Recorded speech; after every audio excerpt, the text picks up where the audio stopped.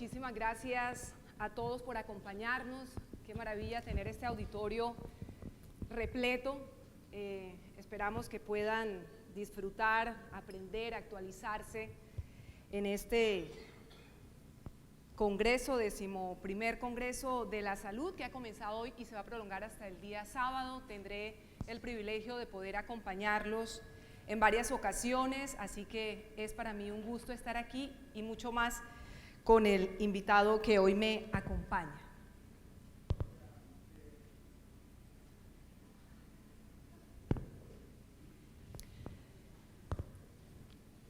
¿Lo conocemos? No sé, yo lo conozco de... Ay, gracias.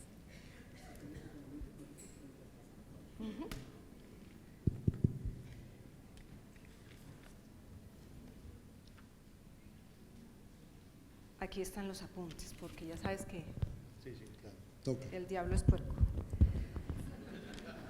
Han pasado... No hable así de Uribe, que es pecado. Ay, no me meta... Sí, no sí. lo invoque, no lo invoque. Espere. No lo invoque. Apenas usted dijo eso, me acordé de Uribe y Duque. El diablo es puerco. Ya la tiene para mañana. Sí. Buenas tardes, ¿cómo están? Un placer estar aquí con Erika y con ustedes. ¿Y de qué vamos a hablar? De muchas cosas, pero sobre todo yo creo que de sentimientos, de mensajes y de legados. El legado que dejó su padre, Matador. Han pasado más de 4 años desde que este hombre, ustedes lo ven ahí, don Ovidio González Correa, se convirtió en el primer colombiano en recibir el procedimiento de la eutanasia legal en el país, procedimiento de muerte anticipada, como lo llama directamente el Ministerio de Salud, que reglamentó en abril de 2015 esta práctica en Colombia. 18 años después es que estamos en Colombia, después de que precisamente la Corte Constitucional la considerara legal. Hubo una serie de demandas y de contrademandas que estuvieron aplazando precisamente esa reglamentación que llegó en abril de 2015. Don Ovidio murió en una clínica en la ciudad de Pereira, como era su deseo.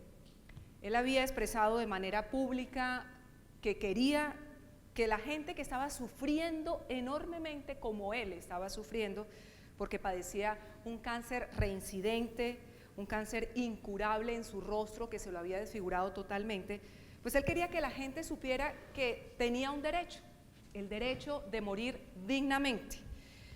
Tantos viejitos que uno ve sufriendo por una pasta en la sala de espera de un hospital, decía don Ovidio, eso no es humano, eso no es digno. Pero cumplir con ese deseo de morir anticipadamente y de manera digna no fue sencillo, requirió una batalla legal, de la que también vamos a ocuparnos hoy, y por supuesto mucha fortaleza, mucha unidad familiar, y de eso bien sabe Matador, porque esa familia que acompañó la decisión valiente de don Ovidio se convirtió en un ejemplo para todos los colombianos. Julio César González, el hijo mayor de don Ovidio, una familia con doña Alicia Quiseno, 4 hijos, está aquí Julio César, también nos acompaña uno de sus hermanos. Hablemos inicialmente, Matador, de ese zapatero que decían sus amigos, escuchen esto, que era bohemio, anarquista y ateo, aunque también algunos decían que era agnóstico. ¿Usted cómo recuerda a su papá? Bueno, el más bonito soy yo, el peludo. El otro es un chino recogido, pero también se quiso mucho. Me decía, el chiquito ese es mi hermano Diego. Esto fue, me acuerdo que había un patio que lo de atrás es esterilla. Era un patio en tierra y tenía gallinas y tenía un perro que se llamaba Terry. Y esa fue mi niñez, ¿sí me entiendes? Una niñez como no teniéndolo todo, pero muy feliz. Y mi papá, ¿qué les digo yo? Toda la vida fue muy trabajador. Ellos huyeron de la violencia partidista, porque mi abuela Mi abuela era de Sonsón y el papá de mi papá era de estas tierras. Entonces, luego de la violencia llegaron a Pereira y muy joven empezó a trabajar para poder mantener a los hermanos y a la familia. Y aprendió la zapatería. Aquí lo vemos precisamente trabajando. Su papá era Parecía muy Tom guapo. Cruise, ¿sí o no? Pero zapatero. Era muy guapo. Mi papá era un bizcocho. Divino. ¿Ah? Entonces es una foto que guardo con cariño. Porque ¿Quiénes eran los que estaban con él? hay uno que, no sé si mi hermano no me deja mentir, había uno que le decían Manoemica me parece que era, eso estamos hablando de los 55, entonces llegó a trabajar luego de ser campesino, pero era un ¿Y tipo quién le muy enseñó el quieto. oficio de ser Manoemica, zapatero? creo que Manoemica, uno de ellos le enseñó. Pues y eran parranderos, y eran bebedores y mujeriegos. ¿Y en qué momento conoce a doña Alicia? ¿En qué momento conoció a mi mamá? Mi mamá quedó huérfana y ella vivía al frente de donde mi papá trabajaba. Mi papá trabajaba con Humberto Upegui, que resultó años después siendo mi padrino. Entonces se conocieron y Véalo ahí, y ya se mayor. casaron. Trabajando. Sí, siempre trabajó él. O sea, los Siempre, levantó sí. a través de la zapatería. Sí, a punta de cuero. No, y nos daba también cuero. ¿Pero era bravo o no?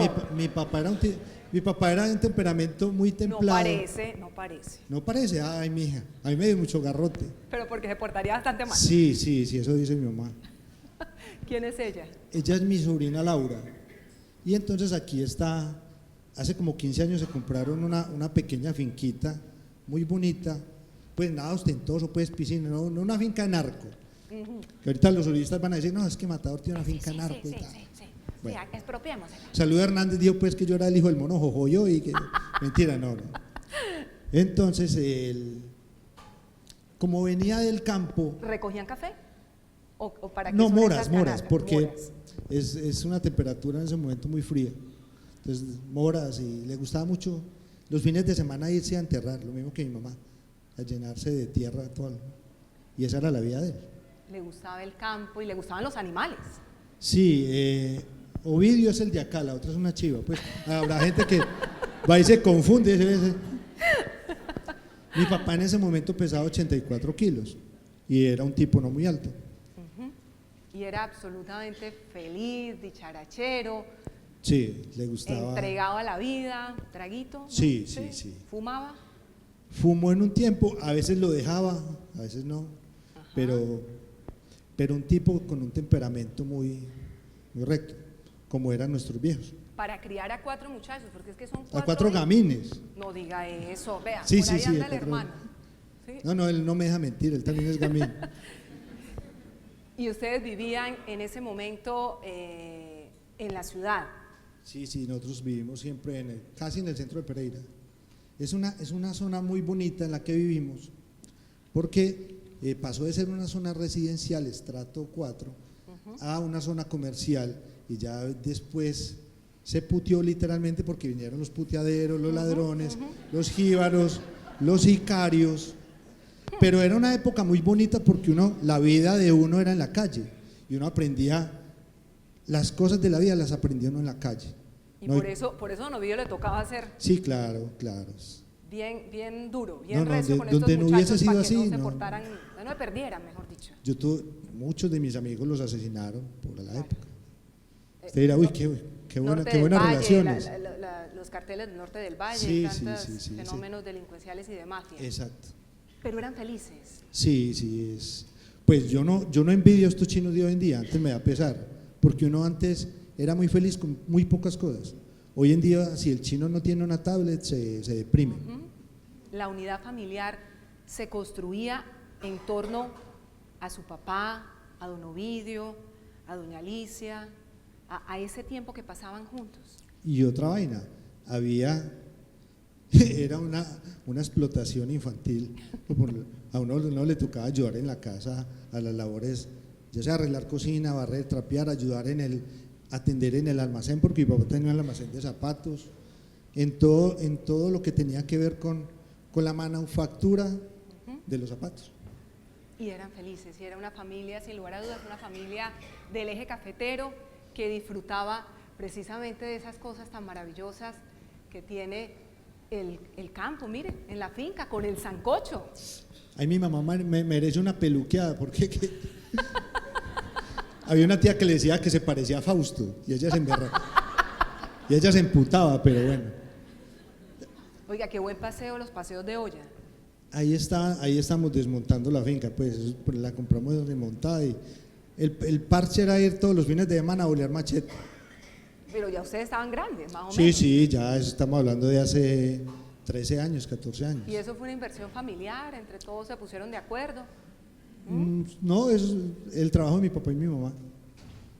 Ahí Mi- está también con Esta es mi sobrina. Con una sobrina, con una Sí. nieta. Exacto. Vea, están También. pescando también. Era un hombre muy familiar.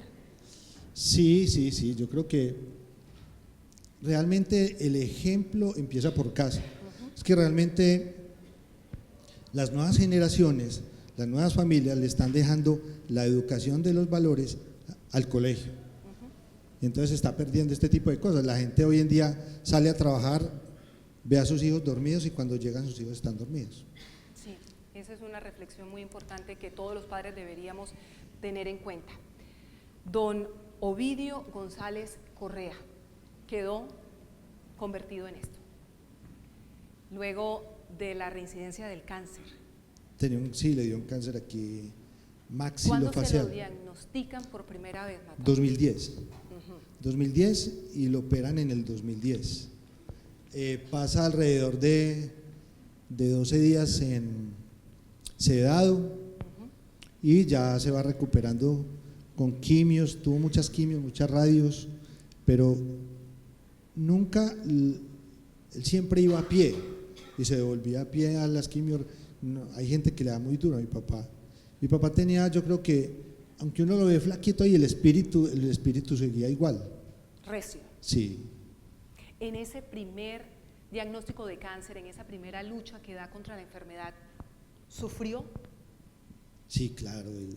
¿Le dolía enormemente? Porque esta vez él decía con gran desesperación que no aguantaba más, que no quería más tortura, no quería Sí. volver a someterse a más tortura frente al dolor inenarrable que le producía ese cáncer. Es que realmente yo, ahorita analizando desde la distancia todo lo que ocurrió con mi papá, yo digo, mi papá es muy berraco para soportar los dolores que tuvo que soportar. El hecho de perder su cara, y perder su cara psicológicamente es perder su identidad, el verse disminuido, pero aún así a sus 78, 79 años, 79 años. era un tipo que montaba a caballo.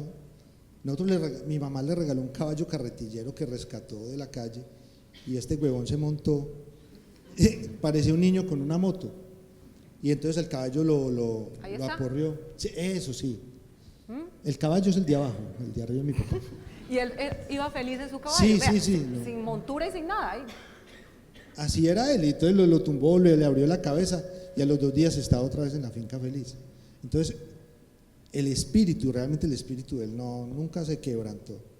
Esa última etapa de su vida, me decía usted hace un rato, la vivió precisamente en la finca y eso quizá le supuso una fortaleza adicional para poder sobrellevar la enfermedad. Porque era volver a sus raíces campesinas. Y era un poco refugiarse de la gente, diría yo, que no es lo mismo usted verse afectado en una parte de su cuerpo que nadie ve, a otra de afrontar verse disminuido en su cara. Eso afecta obviamente psicológicamente, pero él era un tipo estoico a carta cabal. ¿Cómo los afectó a ustedes como familia ese deterioro tan progresivo que tuvo don Ovidio? Bueno, yo creo que en mi familia en mi familia o se mueren de locos o se mueren de viejitos o se mueren de cáncer. Entonces hemos tenido varias muertes de hermanos de mi papá con un cáncer que los lleva hasta el final. Entonces hemos vivido de primera mano el proceso de lo que es un cáncer. Entonces ya estábamos no preparados, pero sí sabíamos a qué nos enfrentábamos. Matador, ¿por qué él toma la decisión de solicitar, de acudir al procedimiento de la eutanasia? ¿Eso fue una iniciativa totalmente de don Ovidio? ¿Alguien intervino? ¿Lo hablaron en familia? ¿Cómo se llega a ese punto? No, realmente es una decisión de él, porque él no se llamaba engaños, él sabía para dónde iba la enfermedad y cómo iba a terminar. Y realmente el cáncer afectó el nervio trigémino, que es uno de los que produce más dolor. En sus últimas etapas le rompió la carita. Y realmente él sabía que hoy iba a tener dolor, dentro de 20 o 2 meses iba a tener más dolor. Entonces, ¿para qué ese tipo de vida? ¿Para qué esa tortura? Pero la decisión sí fue de él. Yo me acuerdo que yo me encontraba en Pasto y mi mamá me llamó. Él tuvo una recaída, lo llevaron a la clínica y después mi mamá me dijo que él quería hablar conmigo. Yo más o menos me sabía que era algo así. Me dijo, no, yo quiero la eutanasia. ¿Él solito? Sí, así, yo quiero la eutanasia, punto. Ya.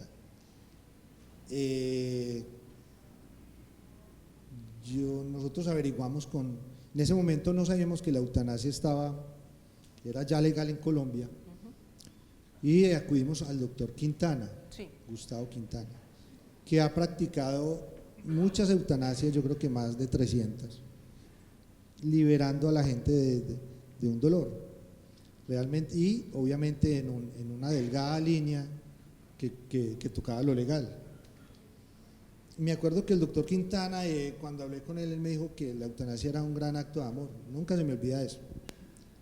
Y empezamos a hacer el procedimiento con él. Mi hermano Diego, el niño adoptado de la foto, el bonito. Él tiene una amiga que casualmente tiene los mismos apellidos de mi papá, Adriana González Correa, abogada, sí. Y ella trabajó con el magistrado Gaviria y ella le contó a Diego, mira que la eutanasia ya es legal en Colombia. Le preguntamos a mi papá y le dijimos que si lo hacíamos por la vía legal, y él dijo que sí. Y empezamos obviamente la batalla legal, un derecho de petición. ¿Y por qué? Pero detengámonos en ese punto. Tan correcto, don Ovidio, que dijo, demos la batalla legal. Ustedes sabían en lo que se estaban metiendo en este país, con este sistema, y con algunos personajes que ahora vamos a ver, que se opusieron a cal y canto a esa decisión que él había tomado. ¿Sabían que se estaban metiendo? De pronto no tanto, pero sabíamos que iba a ser duro, pero la decisión fue de él. Si hubiera dicho lo del doctor Quintana, hubiera sido otra historia, porque hubiese sufrido unos días menos de tortura. Tan insoportable era el dolor. ¿Quién es este chiquillo tan divino? Dice que es hijo mío, pero yo no sé, yo le hice Mírenlo. los papeles. ¿Ustedes qué creen? ¿Ah? Se llama Mateo. Se llama Mateo. Igualito, parece una fotocopia. Hijo negado. Y hay una vaina, mi papá, vea lo que la vida es una cosa muy bonita, porque mi papá cuando lo cargaba así, decía que ese chino iba a ser el reemplazo de él, pues uno que llega y otro que sale, ¿sí me entiende? Y mi papá no era realmente de palabras cariñosas ni ese tipo de cosas, pero al chino le decía cariño, no sé por qué. Eso lo llevó a la tumba, pues nunca le pregunté. Pues don Ovidio murió hace poco más de 4 años, como decíamos hace un momento, y Mateo tiene 5 años. Ajá. O sea, lo pudo disfrutar un poquito. 11 su cariño. meses, sí. Bueno, al menos lo conoció. Ahora, ahí está con su mamá, con doña Alicia. Uno siempre se pregunta, una compañera de vida, como fue su mamá, ¿cuánto tiempo estuvieron juntos? Yo creo que mi papá se murió huyéndole a la celebración de los 50 años.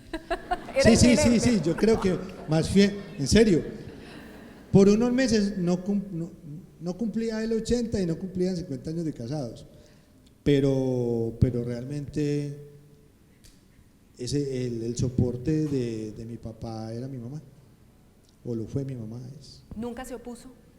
Sí, y realmente cuando mi papá estuvo en la clínica en el 2010, los psicólogos evaluaron a mi mamá y nunca dejaron que ella que amaneciera con él y estuviese con él en la clínica, porque estaba muy afectada. Entonces, ¿qué hacíamos? Nosotros somos 4 hombres, entonces parecíamos celadores, teníamos turnos de 8 horas. Uno entraba a las 8, el otro salía a las 2, los de por la noche, entonces todos nos rotábamos, o sea, pues que yo chupamos piso de clínica un rato grande, y había una vaina muy bacana, y era que, como venimos del eje cafetero, nos encanta el café, entonces el que reemplazaba al otro por la noche le llevaba un té armado de café. Yo hacía las caricaturas para el otro día ahí en un bordito de la cama de él, porque no había mesa pues ergonómica, y le llevábamos casi siempre a mis hermanos una petaca de whisky. Ah, claro, sí, claro. Me acuerdo que un día yo llevaba la petaca de whisky, pillaron a Andrés y lo echaron fue a él. Porque Matador, pues, ¿quién va a pensar mal de Matador Sí, en no. este país? No faltaría más. Cuando ya está tomada la decisión y esta decisión salta a la opinión pública, evidentemente hay una reglamentación que seguramente muchos de ustedes conocen del Ministerio de Salud.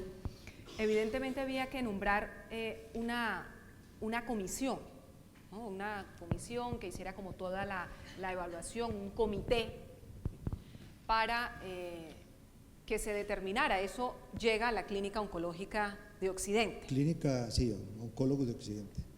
Correcto, y ahí empiezan a considerar el caso de su papá. ¿Es una decisión directamente que desde el ministerio le asignan o ahí estaban tratando a su papá? Lo digo porque luego viendo la cantidad de obstáculos que les pusieron, ellos se defendieron señalando que era una forma de blindarse jurídicamente frente a muchas cosas que podrían ocurrir posteriormente, incluso llegaron a hablar hasta de un eventual homicidio. Uno dice, conociendo este drama, conociendo este dolor, que era un cáncer incurable, que producía tanto sufrimiento, ¿por qué no terminarlo de una vez? Y lo comento porque, como dijo el propio don Ovidio, él debe ser la única persona a la que la muerte le incumplió. El 26 de junio debía cumplirse la eutanasia, sin embargo, 15 minutos antes de practicarla, la suspendieron, Matador. Sí, claro, y eso en esa clínica fue este día, ella fue la abogada que se apersonó de todo el tema de mi papá. Ahí está, la doctora Adriana González. Y el chico que está allá es también médico, entonces la familia y los amigos sirvieron mucho en ese momento. Llega mi papá, 15 minutos le incumplen una cita, pero no es una cita odontológica ni para ver una psoriasis ni nada, era la cita con la muerte. Y que le digan eso a él, la cara de desesperación de mi papá ya fue mayor, porque él sabía que esa noche no iba a tener los mismos dolores y no sabía hasta cuándo. Entonces, tanteando el terreno, la persona que se opuso fue un médico de Manizales. ¿Qué le dijo? ¿Qué les dijo? ¿Qué No, explicación les dio? No, que él no aplicaba porque no estaba afectado en un órgano vital. Que pues, o sea, pues no era el hígado, no eran los pulmones, no, lo tenía aquí. Pero Es ustedes que, les habían dicho que este era un cáncer terminal. pero estamos en Colombia. Ajá. Indagando más en el fondo, era un tipo con serias tendencias, no, era un tipo extremadamente religioso, que fue el que negó la eutanasia de mi papá. ¿Y por qué no se declaró en objeción de conciencia y permitió que el proceso lo adelantara otro Yo médico? creo que ahí está la mano negra de Ordóñez, que realmente… Del ex procurador Alejandro Ordóñez, quien se convirtió… Bendito sea ese señor, hombre. No, en serio, ahorita les voy a explicar por qué. Pues el tipo es un hijo de puta, pero bueno. Pues nos hizo llorar lágrimas de sangre, pero bueno. Ustedes llegan… Ese es mi hermano Mauro. ¿El bonito de la casa o qué? No, el bonito soy yo, él no, él es… No, pero venga, ustedes llegan ese día, su papá se ha despedido de todo el mundo, Sí, de sus amigos, de todo. Dijo, yo a la casa no vuelvo, ya no más. yo me acuerdo, ese día hay una vaina, es que es muy colombiano. Ese día yo tenía un Twingo y se montó en el Twingo, se despidió de la gente como si se fuera para el centro y ya. Hasta luego, novios, chao, chao, chao.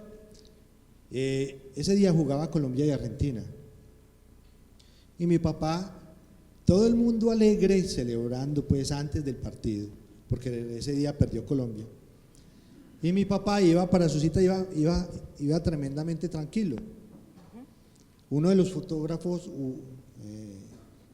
nos decía que se movía más el edificio donde estaba la clínica que mi papá. Papá entró como nada, como una cita y mamaba gallo y se reía Una serenidad, Sí, una sí, tranquilidad. Quizá la confianza de saber que bueno, había llegado su hora, además absolutamente convencido de que así tenía que ser, Sí, claro. que iba a evitar un sufrimiento adicional. ¿Y ustedes cómo acompañaron ese momento? ¿Estaban todos, doña Alicia, ustedes? Sí, todos, absolutamente, porque yo creo que tomar una decisión de esas en soledad debe ser muy difícil. Y he sabido de casos de personas que quieren la eutanasia, no se pueden mover de la cama, le dicen a los hijos no le ayudan, por una creencia religiosa, por lo que sea, prefieren dejarlo morir, podrirse en una cama hasta el final. En este punto, cuando le niegan el procedimiento de eutanasia, el derecho a morir dignamente a don Ovidio, ¿qué determinación toman? Aparte de hacer una caricatura que luego vamos a ver en contra de Ordóñez, pero… Sí, realmente en ese momento, hasta ese viernes, yo lo único, esto hacía parte de mi vida privada. Nadie sabía que mi papá tenía cáncer, eso era de nosotros, ¿me entiende? De mi familia, era mío. Yo lo vine a hacer público, simplemente coloqué un tweet con una de las fotos que hay ahí, despidiendo de mi papá, y ya. Cuando falló lo de la clínica, cuando nos negaron todo, pues obviamente yo salí muy encabronado y alguien de un periódico de Pereira me llamó y yo solté la frase de Ordóñez y sabía que por dónde venía el agua al molino, y era la mano de Ordóñez detrás de esto. Y entonces ahí fue donde explotó el boom mediático. ¿Y por qué digo que Ordóñez fue pieza fundamental para que el derecho a morir dignamente se hablara en ese momento en toda Colombia? Pues mi papá sufrió mucho, sufrió una semana más, pero eso sirvió para que la gente hoy en día hablase de eso, porque realmente sigue siendo hoy en día en una sociedad tan camandulera como la colombiana, que el derecho a morir dignamente se haya aprobado. Muy pocos países lo tienen. ¿Aquí ya es la definitiva? Sí, ahí donde estaba firmando los papeles para que le aplicasen la eutanasia. ¿Alcanzaron a interponer la acción de tutela que había anunciado la abogada Adriana? Sí, la tutela se interpuso, pero no alcanzaron a fallarla. intervino el ministerio y la Sí, superintendencia claro, de salud. claro.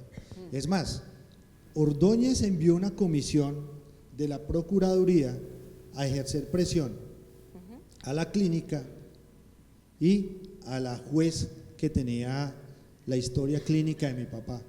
La presionaron tanto a ella para que les entregara el parte médico de él, la historia clínica, y eso no lo podía hacer. Y la felicito porque ella nunca lo hizo, ella nunca se dio ante las presiones. Ahí está la firma definitiva. Sí, sí. ¿Qué pasa después de que vuelven ya de manera formal? Porque es que la anterior vez no les habían notificado de manera formal. Supuestamente dijeron que la Junta no había tomado la decisión, sino que había sido como, Sí. como una decisión unilateral, cuando evidentemente había que tomar una decisión de Junta, ¿no? Y comunicársela de manera formal. Aquí ya hay una carta, ¿no? Pero ¿sabe por qué? ¿Por qué? Por la presión de los medios. Okay. Donde ese capítulo no hubiese explotado en los medios, no hubiese pasado nada. Mi papá, creería yo, que hubiese muerto en una cama, Con un consumido. sufrimiento Ajá. pavoroso. Aquí vienen unas imágenes que ya hablan como quizá de los últimos momentos, de lo que ha sido la familia. Este es el cuarto de crisis, porque ahí tomábamos las decisiones. Ajá. Este es un amigo de nosotros, Abelardo, periodista, y entonces decidimos que, gracias a Dios, perdió Colombia, Ajá. porque nadie ya, donde hubiese ganado, todo el mundo hablaba de fútbol y esto se hubiera Como en este país. ido al carajo. Entonces Las el lunes… discusiones importantes se aplazan por reinados y por partidos de fútbol. Exacto. Entonces el lunes hicimos una rueda de prensa y hablamos todos y solamente íbamos a exponer a mi papá en los medios hasta el miércoles, porque obviamente él ya le costaba mucho hablar y todo eso. Pero mírelo, con esa fortaleza, don Ovidio todavía… No, él se bañaba solo, él tenía una autonomía de él, de su persona. Y esa era su habitación. ¿Qué decía la pared? ¿Me pueden, por favor, qué decía esa pared? ¿Se acuerda? Esos son rayos de mi hermano, el filósofo. Él a veces se le vienen ideas a la cabeza y mantiene las paredes de la casa rayadas. Ah, vea usted. Eso viene de familia, ¿no? Yo creo. Don Ovidio, despidiéndose. Esa es la rueda de prensa. Una rueda de prensa, sí. Entonces, y agradezco mucho el apoyo que tuve de todos los medios. Eso fue fundamental, porque eso replicaba y convirtió en tema en esa semana la eutanasia de mi papá. Se visibilizó una situación que quizás muchos otros colombianos estaban viviendo quizá de manera simultánea, pero no avanzaban, encontraban como todas esas trabas legales dentro del sistema, volvían al mismo punto. Ajá. Y no lograban su propósito de morir dignamente. Aquí está con la familia, con los amigos. ¿Esa es su casa? Esa es la casa de mi mamá. Ajá. Entonces, de esas casas viejas que miden como 50 metros de fondo, atrás queda el patio, y entonces era lleno de amigos, y fue un consejo que nos dio un médico amigo. Él nos dijo: si se van a despedir de su papá, no esperen hasta el último día, tienen un mes. Y entonces la casa era llena de amigos de él, obviamente de nosotros. Yo les llevaba a mi hijo todos los días, mi hija, y eso la casa hervía de gente. Es más, incluso hay una anécdota, y en la semana de la eutanasia se le metieron 2 testigos de Jehová. Sí, irrumpieron así, de una, ¡fum! Y se encerraron con el don Ovidio: vea, usted lo que va a cometer es pecado. Se va a condenar. Y mi papá bien ateo. No le habían contado ese pedacito. Y mi papá, mamá, ya de las huevonadas que estaban diciendo, el man dijo: hagamos una cosa, vea, yo me muero, si hay vida en el otro lado, yo vengo y les aviso, y chao, y los despachó. Y así los despachó. Bueno, ahí está don Ovidio, con doña Alicia, como usted bien lo menciona, Matador, el soporte de su papá. Sí, claro, no, eso solo yo creo que pegan un tiro. verdad que uno ve estas imágenes y no puede imaginar nada distinto que el dolor tan grande, que el sufrimiento que su papá debía padecer. Un sufrimiento además revictimizado, por llamarlo de alguna manera, lo que sucede a veces con las víctimas de la violencia, que una y otra vez intentan buscar respuestas, buscar salida, verdad, justicia, reparación, garantías de no repetición y se estrellan contra todo el sistema. Es lo que le pasó a su papá. Eso es Colombia. Una desesperación, una angustia, y este es el final. Bueno, ¿cómo fue el final? A mi papá le aprueban la eutanasia un jueves, y entonces yo salgo con él y yo le pregunto, hay un árbol muy bonito ahí, entonces yo le pregunto, bueno, hermano, ¿usted qué? ¿Cuándo se va a ir? Entonces digo, no, 2 o 3 días, no sé. Mi papá se encerró con mi mamá y tomaron la decisión de irse él el mismo día. No quería esperar más y tenía miedo de que Ordóñez interpusiese algo que le parara nuevamente la eutanasia. Entonces, ¿no se lo dijeron a nadie entonces? No. Pero ustedes sí lo sabían. Sí, mi mamá dijo, no, su papá quiere ir hoy. Bueno, otra vez, todos para la clínica, pero hay algo muy bonito, es que los medios respetaron, cuando mi papá le aprueban la eutanasia, los medios, nadie me metió un micrófono a preguntarnos nada, que me pareció también algo muy bonito. Aquí está la imagen de don Ovidio que veíamos antes. Esto ya es… Y es el momento de la ceremonia religiosa. ¿Por qué lo llevaron a una iglesia si a él no le gustaba como mucho eso? Yo creo que se hubiera parado y nos hubiera cascado. Exactamente. Mentira, no. Es una vaina y él negoció eso con mi mamá. A ver, ¿cómo fue esa negociación? Porque ahora viene una historia también muy interesante en torno a todo lo que vino después, que don Ovidio debe estar enterado, pero… Mi mamá le dijo, bueno, hermano, usted se va, y yo sí quiero hacer una misa y todo eso. Cuando yo me muera, haga lo que quiera, mija. Ya no me entero. Sí, no, él no era radical en eso, pues, ni que lo enterraran parado. No, pues, nada. ¿Y qué dijo? ¿Qué más? ¿Qué otras orientaciones dio? Porque un hombre tan absolutamente claro y definido en todos sus principios y en todas sus convicciones debió dejar todo eso bastante arreglado. Que lo cremara, la mitad de sus cenizas en una fuente de agua, en un río, y la mitad de la finca. Es un río que pasa cerca de la finca, es el río Consotá. Entonces, y es que hay que hablar de la muerte como algo muy natural. Nosotros estamos acostumbrados, y yo creo que la sociedad occidental no le enseña a morir a la gente. Nosotros le tenemos pavor a morir, y es algo inevitable, que levante la mano el que no se va a morir, entonces sale y acá. Es más, vamos a rifar 2 eutanasias, no se pierdan.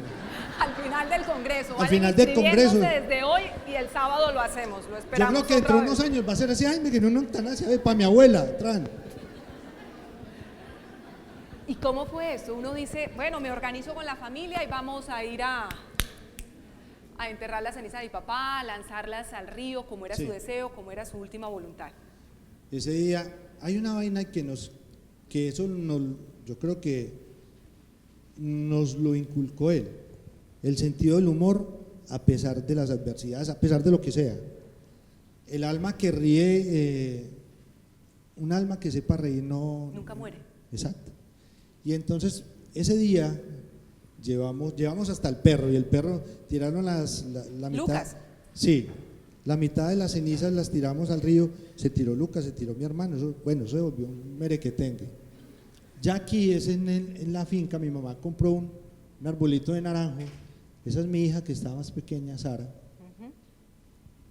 y llegó un momento tal en que Sara jodió tanto y cansó tanto con las cenizas que mi hermano le tiró un puñadito de ceniza y le quedaron en el pelo, y ella era muerta de la risa diciendo que ay, tengo una parte de mi abuelo en mí, y pues sí, literalmente sí era así. Pues ahí está. Miren, muchachos, vean, ¿para qué tantas huevonadas? ¿Para qué tanto lujo? ¿Para qué tantas vueltas en la vida para quedar en esto? Es Es que usted nunca ha visto un cortejo fúnebre con casas, con carros, con Sí, lingotes sí. de oro, nada, es que eso, ¿quién va a enterrar pues Entonces, las escrituras de las casas o algo así? y entonces, Eso esto fue, somos, en eso quedamos. en eso quedamos y sembramos el arbolito y lo abonamos con las cenizas de mi papá. Ahora yo quisiera, Matador, que nos ocupáramos de lo que fue su duelo, de lo que fue su duelo con su papá en vida y luego con su papá ya fallecido, porque cuando uno es hijo del caricaturista más importante de este país Y más bonito. y más bonito, por lo menos más influyente, No, el más bonito es Vlado. no diga No eso, se que rían, se no lo se rían, cuento. muchachos, que esto lo Se está viendo se Vlado. lo cuento.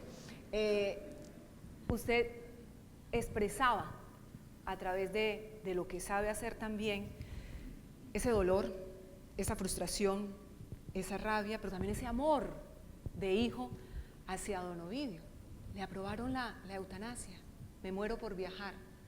Ovidio, ¿por qué haces la maleta? Es la respuesta que le da don Ovidio a la muerte. ¿No qué le Bueno, pasa por aquí, por acá, para luego plasmarlo en un papel?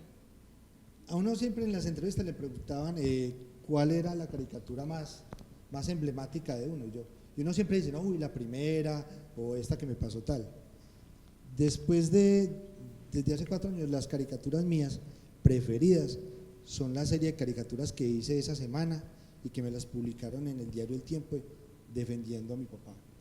¿Cómo defendía yo el derecho a morir dignamente? A través de los mamarrachos que hacían El Tiempo. Incluso él logró ver varias. Y como a él le faltaba un pedazo de aquí, él hablaba como así. Y él decía, uy, esa está muy dura. Entonces, y a veces lo arremedábamos y él no se, pues se emberracaba a veces, pero no todas. Entonces, a través de lo que uno hacía, pues esto lo hice con el corazón en la garganta. Ese es Ordóñez. Tan lindo, ¿sí o no? Sí, Insensato, te ordeno que resucites ya mismo. Ovidio González, 1936-2015. Fue una lucha muy dura. Uy, sí, le voy a plasmar algo. Cuando mi papá lo llevan a aplicarle la eutanasia en las clínicas oncológicas, no dejan quedar sino 2 personas. Ese día nos dieron permiso a todos, eso éramos como 15. Y afuera contábamos chistes, anécdotas de mi papá, íbamos y le dábamos vueltica, él lo sedaron, y mientras estaba quedando sedado yo le empecé a tocar una rodilla y ¡tan! Me metí una palmada. Mi huevo me hace cosquillas. Así era mi papá no era de medias tintas, papá era muy recio. Sí, no decía, no me vengan aquí a llorar, no, Sí, esto, sí, no, no, esto no, no es una tragedia, al contrario, es un alivio. Usted se sintió aliviado también después de toda Sí. esta lucha. Aquí tenemos otra caricatura de ese momento con el ex procurador Ordóñez, la Iglesia Católica, que también se escucharon muchos pronunciamientos en torno a ese tema. Los insultos que recibo incluso hoy día de fanáticos religiosos, de uribistas, eso dicen que yo maté a mi papá por una herencia, que me dicen eutanasio. Y uno sabe que es un uribista porque le escribe hijo de puta sin H. Eso uno no sabe. No, y unas cosas terribles y me mandan memes con las fotos de mi papá. Pero ante todo eso hay que reírse, pues. No, Mire, no dejar que lo afecte. aquí está plasmada esa frustración familiar, frustración evidentemente de don Ovidio. Y miren ustedes este análisis que hace Matador en esta imagen, el sistema de salud. Nuestro cliente, nuestro paciente, se sintió maltratado por esa estructura, por ese sistema de salud. Es que realmente el sistema de salud en Colombia es un negocio. Es un gran negocio y una de las víctimas grandes es el cuerpo médico. Yo me acuerdo hace 30, 40 años, ser médico era ser alguien eminente, era como persona, como todo. Hoy en día un médico lo tratan, lo insultan. Yo no sé, es una vaina terrible con unas personas que lo único que hacen, las personas de la salud lo único que hacen es servir. Y este modelo de negocio. De negocio, un negocio. Y son las principales víctimas, los médicos, las enfermeras, todas las personas que trabajan en el medio de la salud, salvo los dueños pues del negocio. A mí lo que me encanta de estas caricaturas de Matador, desde la primera vez que las vi, en medio de toda esta polémica que los medios seguimos minuto a minuto, es usted cómo dibuja a su papá, con su Él tenía un parchecito, parchecito claro, en la claro. carita, y además mi papá. Sí, claro, el cucho. Que no quede ninguna duda de lo que usted quería demostrarle. Y aquí está esta perra vida, ¿no? La perra vida que tantos llevan en Colombia. Sí, exacto. Y hay una vaina, mi papá tenía un perro en la finca que se llamaba Lucas. Casualmente al perro le dio un tumor aquí, le dio un tumor y bueno, se lo sacaron y todo eso. Muerto mi papá, el perrito no duró más de 3 meses y se murió. Y casualmente tocó aplicarle la eutanasia. Aquí está, Sí. Lucas, está con su papá.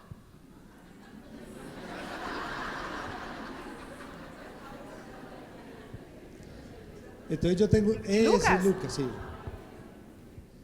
Entonces tengo una amiga que me dice que, uy, no, yo creo que en su casa alguien le da gripa y mejor no dice nada porque van y, ve, tiene una gripa, camina. Pero mire el cariño y el afecto de un animal y un ser humano. El hecho de morir su dueño y él, no sé, es tan, ¿qué le digo yo? Tan paradójico que el cáncer le haya dado también el tumor le haya dado aquí al perrito. Hay gente que dice que los animales toman cosas del dueño, no sé. Y quiero cerrar con esta imagen. Ahí está. Don Ovidio, porque la eutanasia te da alas a propósito Sí. de De una Red Bull. publicidad de De Red Bull, sí. Sí. Usted Tenemos puso que venderse la Red Bull. a volar a su papá. Yo creo que los Red Bull han matado más gente, pero bueno. No, el Red Bull no, el mal uso del Red Bull. Claro. Aquí pues tantos médicos Sí, deben saber mezclado justamente qué es. con alcohol, eso debe ser Sí, tremendo. jamás lo hemos hecho ni lo Sí, vamos no, a no, volver no. a hacer, claramente. ¿Cómo se sintió cuando finalmente Matador dibuja esta caricatura que cerró ese ciclo de dolor y de duelo? Hay pérdidas que nunca vamos a superar, cuando se le muere la mamá, algún hijo, el papá, sobre todo después de esa lucha tan dura y de tanto sufrimiento y de tanto dolor. Pero usted logró cerrar ese ciclo de sufrimiento con esta caricatura, o a veces le dan ganas de volver a dibujar algo en homenaje a su papá. ¿Qué creo yo? Cuando mi papá ya le están aplicando la droga ya final, está el monitor cardíaco y está, así como en las películas, Ninguno ha visto uno, ¿cierto? Sí, no, yo creo que ellos no conocen. No conocen. Cuando el monitor hizo así, muchos que estábamos con él ahí aplaudimos, como cuando se va un avión, ¿Sí? porque es el hecho de haber logrado lo que él quiso. Como él quiso morir, ya sabíamos que el dolor que quedaba era el dolor de nosotros, pero él ya se había librado de esa cosa. No se libró de la muerte, se libró de la tortura y del dolor. Y la muerte no se libra a nadie. Pero era lo que él Pero es quería. la satisfacción de haberlo ayudado hasta el final. Hay familias en que los hijos se quieren enterrar con la persona que más llora en el velorio es la que más lo debe, ¿sí me entiende? Se tiran y se quieren enterrar con él, no. Eso fue tranquilo. Obviamente ya uno llora después, como llora los ojos, extrañándolo, pero con el consuelo de que ya no está sufriendo. Porque es un acto egoísta, ¿sí me entiende? Y hay familias que es la persona, el ser querido pudriéndose en una cama y no lo dejan ir. y no hacen nada por él. Es decir, ¿usted no se arrepiente de haber apoyado la decisión de su papá No, de jamás, morir dignamente? Jamás, jamás. Y hemos ayudado a varias familias a lo mismo, como somos la familia que, no la familia modelo, sino la familia primera. Entonces uno les dice, ve, haga esto por allí, por allá. Hay temas tremendamente duros. ¿Sigue Familias- siendo muy difícil? ¿Usted siente que todavía hay muchos obstáculos en torno a al derecho? No es una posibilidad, el derecho de morir dignamente en Colombia. Es el tabú social. Hay gente que, supongamos el caso de una señora amiga cercana de un amigo mío. Ellos son de un pueblo y le aplicaron la eutanasia y ellos jamás, ese tema jamás se volvió a tocar, por el que dirán, por el señalamiento de, mira, aquel fulanito. Y yo creo que este tipo de eventos, de foros, de lo que sea, hay que hablar eso. La muerte es inevitable y no hay que hablar de ella con pesar, es algo, es como nacer. Hay que tomarlo con humor o de todas maneras. Y porque eso es lo suyo en la vida. Hay de pronto muchas personas que tienen un criterio distinto, pero a su juicio lo que no debería generar ese obstáculo es un tema religioso o es un tema jurídico, un tema legal, porque eso ya está reglamentado, sino que sea una decisión de familia, es decir, que puedan tener la libertad de poder hacerlo y decidir si sí o si no, pero que no encuentren en el entorno como esas barreras, Sí, claro, que impidan avanzar hacia esa determinación. Es que es un derecho y la gente, la Iglesia Católica, ellos decían que esto se prestaba para que, mire cómo malinforman a la gente, que iba a haber una horda de viejitos, de gente llevando ay, mi abuelita, ay, Camilo, yo la llevo. Eso es mentira. Eso tiene que pasar por unos protocolos médicos, ser dictaminado un paciente terminal y hay que hacer una junta médica y hasta el último momento el paciente puede arrepentir. Y esto le abre una puerta a las personas que no quieren sufrir más ni quieren ver sufriendo su familia, porque es un desgaste no solo para la persona, sino para todo su entorno familiar. Entonces, si usted quiere ir por una convicción religiosa, ir hasta el último momento, ese es su camino, listo, pero está el camino de la eutanasia. ¿Cómo está la familia, Matador? ¿Cómo está la familia González? Gordos y colorados, ¿no? Sí, No, le en serio. nota. No, seguimos siendo igual de unidos, incluso tratamos el tema de mi papá. Hablan de Don Ovidio cuando Sí, se claro, reúnen claro. el 24 de diciembre y eso. Cuando uno muere, cuando mi papá muere, uno que es como lento, uno viene a entenderle cosas que le dijo a uno hace años y uno viene, sí, mi papá tenía razón, cha. Y yo lo descubro y lo redescubro en mis hijos, en mis hermanos, en las cosas que yo hago, que esto lo hacía mi papá. Entonces realmente él está como en la mente y en el corazón de uno. Matador, dígale algo a su papá antes de que se siga volando y se nos vaya más, porque ya estamos cerrando esta charla. ¿Por qué no me dejó una herencia más grande? Es que en serio, yo sé que le heredé el cáncer, pero no le dejan una herencia bien. No, en serio. Cosas. No, porque la familia tiene esa beta, pero bueno, hay que estar pendientes. Matador, muchas gracias. No, ustedes muy queridos. Vamos.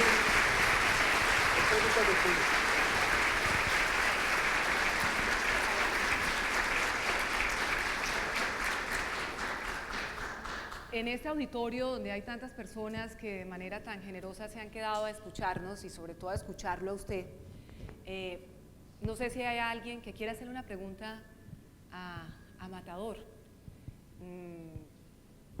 que tenga alguna inquietud, que de repente le haya generado esta charla, fotos a la salida, pero A 50.000.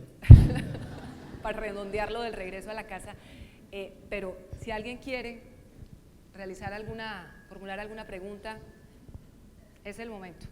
Pregunten ahora o callen para siempre. Acá hay una. Buenas noches.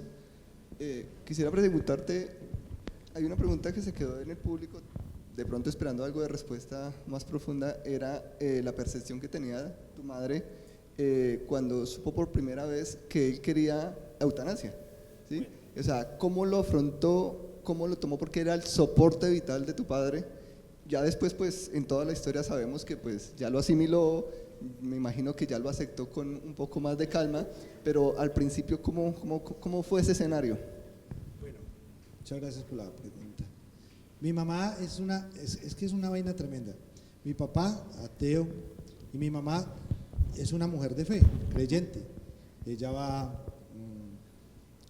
iba antes a la iglesia católica, después ya va a los cristianos y todo eso, pero nunca eso no impidió que hubiese una relación de amor, de afecto, de cariño con mi papá. Que se entendieran. Sí, es que realmente eso no tiene que ver.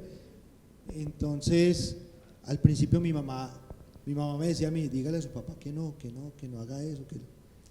Y nosotros, más tirados al lado de mi papá en ese sentido, mi mamá llegó a comprender que la eutanasia era la única salida el día que lo vio sufriendo tanto. Un día vi a mi papá y pues, mi papá bien recio, y se le vino una lágrima, y yo estaba ahí en la cama con él, y él me vio y se asustó, porque él pensó, este güey va a pensar que yo soy débil. No, él me dijo, no, esto no es una lágrima de sentimiento, es una lágrima de dolor. Son gotitas de dolor. Sí.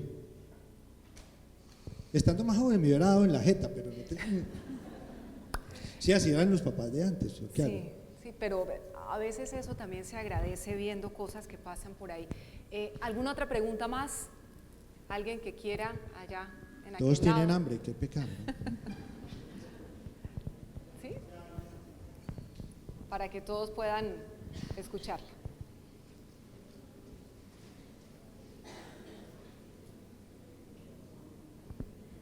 Matador, buenas noches a todos y bienvenidos en nombre también de Famisanar EPS. Soy la gerente de la zona centro, nos acompaña el doctor Elías, como ya lo habíamos mencionado. Desde el punto de vista de nosotros los aseguradores, somos muchas personas detrás de la enfermedad trabajando, pero muchas veces esto no se ve. Has mencionado a los médicos, a la parte administrativa, pero yo también lo viví, no con una patología de cáncer, pero con una enfermedad de diabetes. Siento que el sistema fue generoso con mi papá en el acompañamiento, también a nosotros como familia. Tú desde la patología de cáncer, ¿qué calificarías como bueno del sistema que te aportó y qué consideras que nosotros como aseguradores le quedamos debiendo al paciente y a su familia? Bueno, yo creo que realmente mi papá fue muy bien tratado por todos los médicos que lo atendieron desde el día cero hasta el día final. Pero es la calidad humana de los médicos en sí, porque realmente ¿qué hace el sistema? Mi papá empezó su lucha con un cáncer colocando una tutela y terminó colocando una tutela. Entonces realmente lo perverso del sistema es en cómo se maneja ese tipo de cosas. No, agradecimiento total. Por eso yo digo que los médicos y la gente que se interesa por la salud de los demás es una gente que es fundamental en una sociedad, y por eso digo que el sistema los maltrata en todo sentido.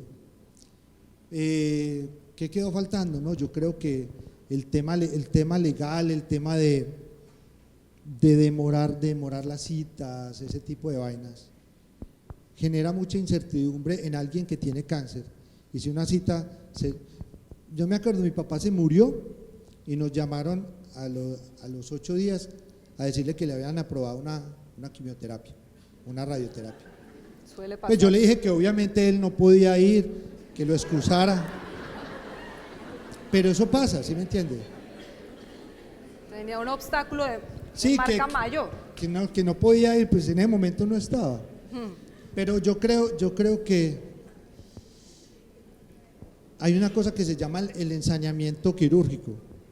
Eso lo hablaba con el anterior ministro Alejandro Alejandro Gaviria.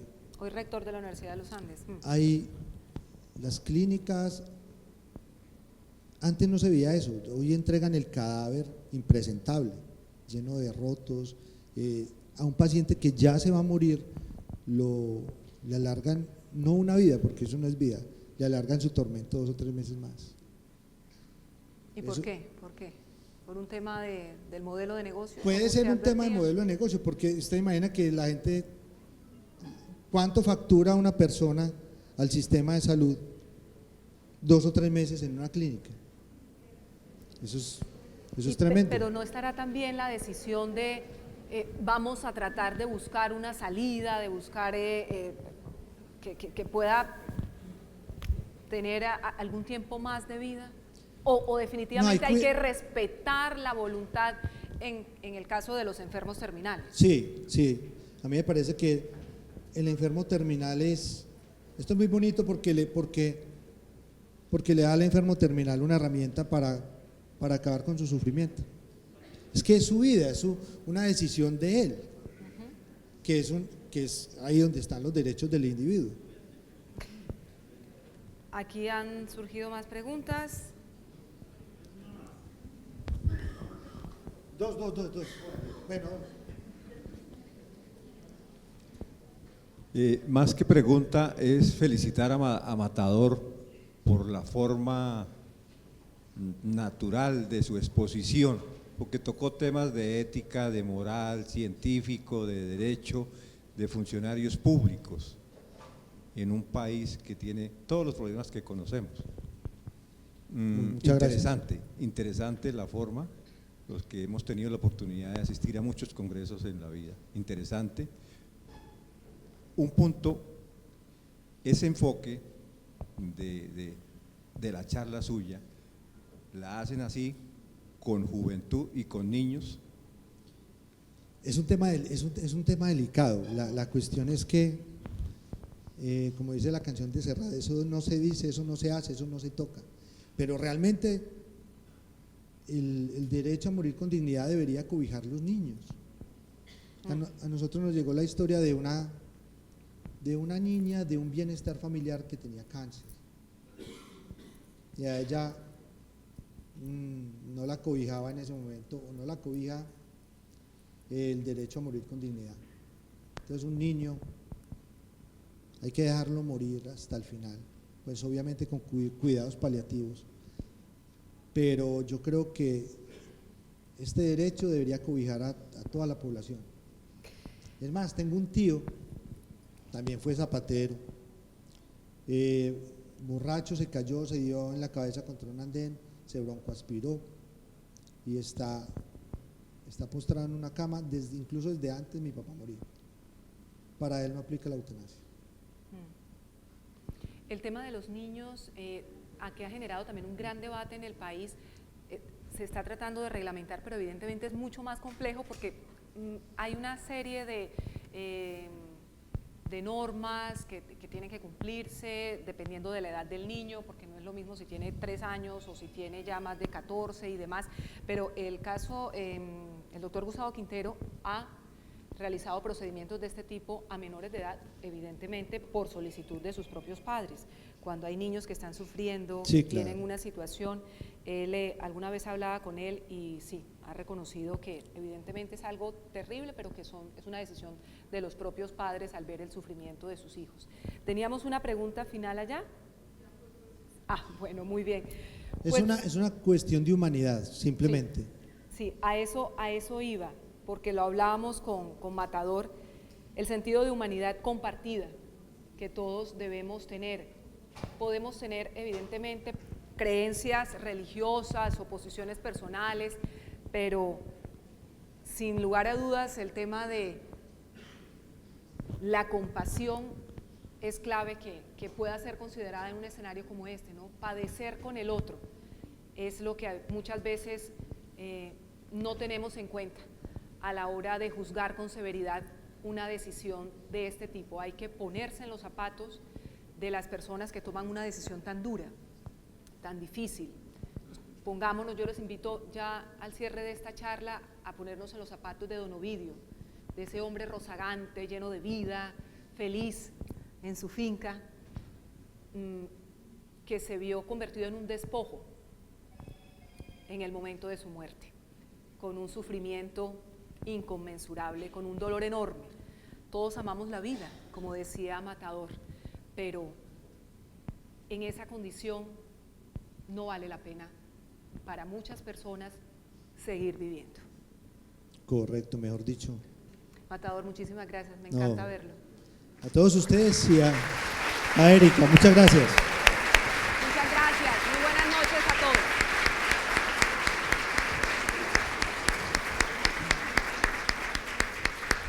Que descansen, que pasen bueno y nos vemos mañana.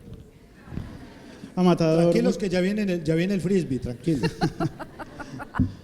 a Matador, muchísimas gracias por aceptar nuestra invitación, que además lo hizo sin dudarlo. Muchísimas gracias de verdad por acompañarnos en nuestro congreso. Con Erika nos vamos a seguir viendo durante estos días. Un fuerte Me perdonarán. aplauso para ellos nuevamente.